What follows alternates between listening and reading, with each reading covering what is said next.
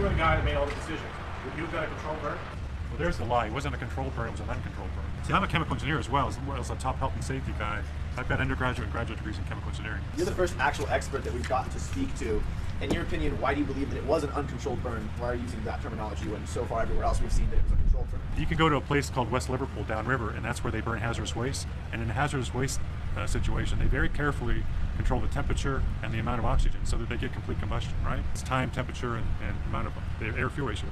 There's no controlling of the amount of air that gets in it. That's why you saw all that soot. So it's not a controlled burn, because a controlled burn would have to be like in a furnace or in your car or some system where you control the fuel, in other words, the vinyl chloride and the amount of oxygen. So they didn't do that. So it's an uncontrolled burn. One of the worst ways to determine exposure in general is to smell it, because if you smell the odor, guess what?